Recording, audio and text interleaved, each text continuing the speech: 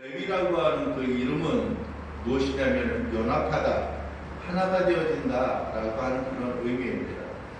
야곱에게 있어서 두 명의 아내와 두 명의 첩이 있었습니다. 네 명의 어떤 그 부부의 역할을 감당하고 있는 그 네 명의 그 여인들이 있었는데, 첫 번째 그가 진정으로 사랑했던 여인이 레할이죠. 라헬이죠. 라헬을 사랑하였는데 그의 언니였던 레아가 자녀를 낳고 막 그러고 있다가 늘 마음이 멀어진 것 같은 그런 생각이 들었을 때에 라헬이 자녀를 낳고 나서 무슨 생각을 가졌냐면, 이제는 내가 남편 야곱과 함께 하나가 되어지고 연합이 되어질 것이다 라고 해서 주어졌던 이름이 레위입니다.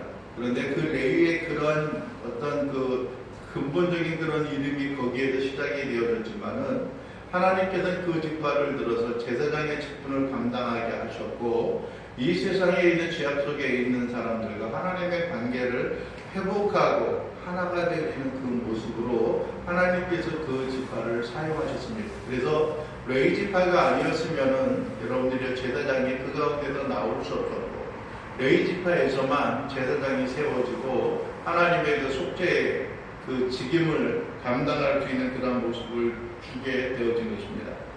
4절에 보게 되면은 나의 언약이 항상 잊게 하기 위한 것이다 라고 말합니다. 그러면은 하나님의 언약이 무엇인가 라고 하는 것들이 5절에 그렇게 다시 한번 설명을 해주고 있습니다. 5절에 보면은 레위와 나의 태운 나의 언약은 뭐라고요? 생명과 평강의 언약이라는 것. 그들에게 생명이 있게 하시고 그들에게 평강을 주어지는 겁니다. 하나님 앞에 화목을 얻게 되어지는 겁니다. 여러분들이 우리의 삶과 우리에게 주어지는 것 무엇이 귀한 것입니까?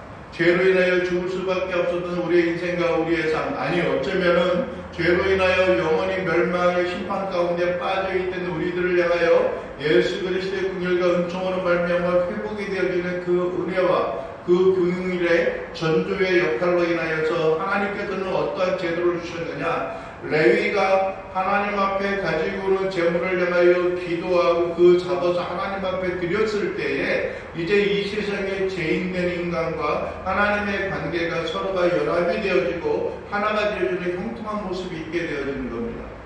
여러분들이 많은 사람들이 그래서 어떠한 사람과 어떤 사람 A와 B의 두 사람이 연합이 되어질 때는 재물이 필요하다고 이야기합니다. 그것은 무엇인가 우리의 깨어진 관계를 회복하기 위하여서 그 생명을 내어놓아야 하는, 대신 그 문제를 해결해야 하는 생명의 재물이 있어야 했던 것입니다. 여러분들이요, 우리의 죽었던 우리의 인생이 다시 한번 생명을 얻는 것은 나 대신 누군가가 죽어야 했던 그 은혜가 그 가운데 있기 때문에 그렇습니다. 그래서 여러분들이 어떠한 사람들은 과거에 제사장이 감당했던 이 제물로 인하여서 요즘에도 하나님과의 화목하기 위하여서는 제물과 예물을 요구하는 경우들이 있습니다. 여러분들이 어떤 사람도 그렇습니다. A라고 하는 사람과 B라고 하는 사람, 만약에 우리 정기설명과 주은이가 무엇인가 좀 깨끗한 그런 모습이 있는데 회복되어지려면은 중보자가 나타나가지고 어떤 재물을 갖다 바침으로 인하여 화목하게 되어지기 때문에 재물을 바쳐라 라고 이야기를 할 수도 있습니다. 그러나 이제는 더 이상 우리에게 그러한 것들이 필요가 없습니다. 왜요? 우리에게 영원한 유일한 중보자가 계시죠. 그게 누구입니까? 오직 예수 그리스도, 그분이 계시기 때문에 그렇습니다. 어떠한 물질과 어떠한 재물로 인해 우리의 죄가 용서받는 것들이 아닙니다. 여러분들이 이탈리아 로마에 가면은 가장 웅장한 매년 한 두세 차례 정도 어떤 그 매스컴을 통해서 보여지는 모습이 있습니다. 그것이 무엇이냐면은 성 베드로 성당입니다.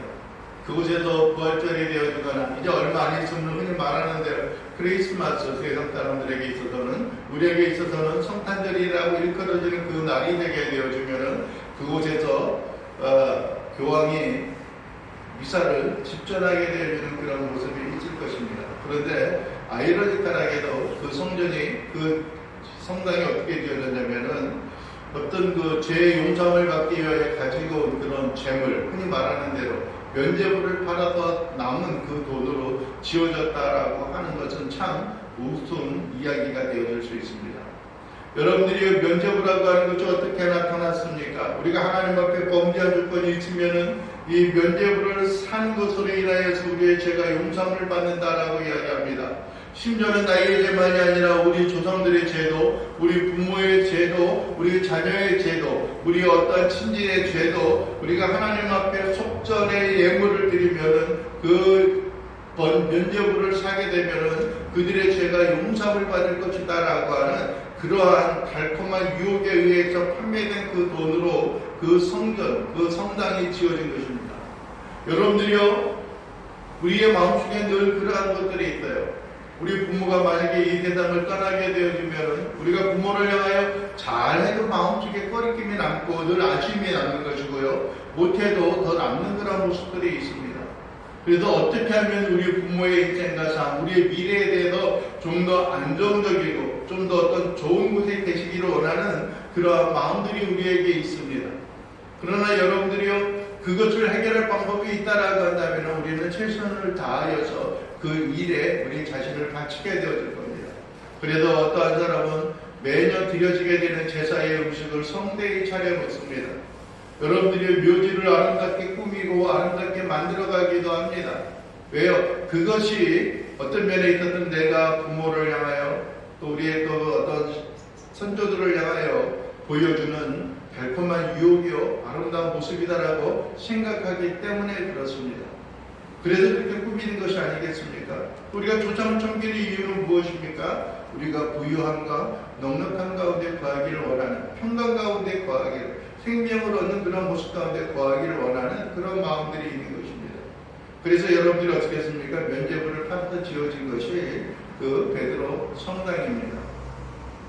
여러분들이요, 그러나 그것이 우리를 완전하게 할 수 없습니다. 요즘에도 천주교에 보게 되어지면은 친구에게 나와서 어떤 그 성도들이 고해 성사를 합니다. 고해 성사를 하게 되면은 그에 대한 대가에 대한 어떤 그 예물을 또 이렇게 또 요구를 하게 되어지고 그것이 드려짐으로 말미암아 하나님 앞에 정결함과 온전함 속죄의 완성을 이룰 수 있다라고 그렇게 교훈하고 가르치고 있고 교리에서도 그렇게 나타내주고 있는 것입니다. 하나님은 여러분들이요, 우리에게 늘 항상 좋은 것과 값진 것으로 주기를 원했습니다. 생명을 주기를 원하였습니다. 뿐만 아니라 여러분들이 평강을 주기를 원하였습니다. 뿐만 아니라 그 관계가 회복되어짐으로 말미암아 늘 우리가 하나님을 섬기고 예비하는 그러한 일들 가운데 우리가 나아가기를 원했습니다. 내가 이것을 생명과 평강을 너희에게 주는 것은 그로 하여금 경외하게 하려 함이라라고 말합니다. 우리가 여호와 하나님을 경외하고 레위 제사장들이 하나님을 경외하고 그의 이름을 경외하는 그런 삶의 모습 가운데 나아가기를 원하는 것들입니다. 죄악 가운데 있어 우리를 택하여서 하나님의 자녀가 되게 하셨던 것은 여러분들이 우리의 어떤 또 다른 친분의 어떤 그룹 가운데 거하는 것, 그런 것을 원하는 것들이 아니라 우리와 하나님과의 친밀한 관계 속에서 우리가 늘 항상 여호와 하나님만을 섬기고 경배함으로 말미암아 이 땅 가운데 있어서 뿐만이 아니라 하늘의 소망을 품고 살아가는 그리스도의 백성이 되기를 원하는 간절한 소원이 그 가운데 있기 때문에 그렇습니다. 그러나 여러분들의 문제는 무엇입니까? 그의 입에는, 즉 레위 제사장들의 입에는 무엇이 없어요? 법이 없어요. 진리의 법이 없습니다. 그 대신에 무엇이 있다라고 합니까? 6절에 보면은 그의 입술에는 불의함이 없었으며 그의 화평함과 정직함으로 나와 동의하며 많은 사람을 돌이켜 죄악을 떠나게 하였느니라. 과거에는 그렇게 했다라고 하는 겁니다. 제사장의 입술은 지식을 지켜야 하겠고 사람들은 그의 입에서 율법을 구하게 되어야 할 것이니 제사장은 만군의 여호와의 사자가 되어야 한다는 겁니다.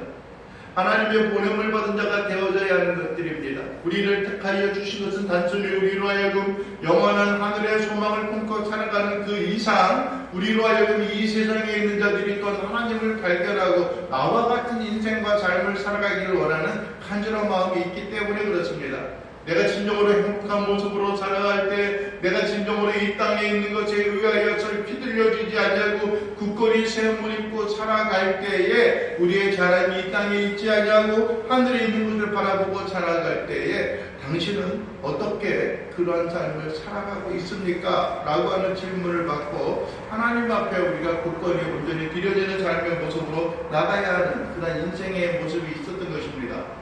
그러나 지금은 어떻습니까? 지금도 그러한 길과 그러한 삶 가운데 살아가고 있는 것입니까? 물론 하나님께서는 제사장을 향하여 이야기합니다. 8절에 보면 그러죠. 너희는 옳은 길에서 떠나 많은 사람을 율법이 어떻게 하게 했습니까? 거스르게 하는도다. 나 만군의 여호와가 이르노니 너희가 레위의 언약을 어떻게 했다고요? 깨뜨렸다는 거예요. 여러분들이요, 우리가 1장에서도 보았던 것처럼 많은 사람들이 하나님 앞에 예물을 가지고 하나님 앞에 제사를 드리는 그러한 모습들이 있었습니다. 그러나 그것이 도리어 하나님 앞에 가증한 것, 하나님 앞에 추악한 모습으로 드려졌을 때에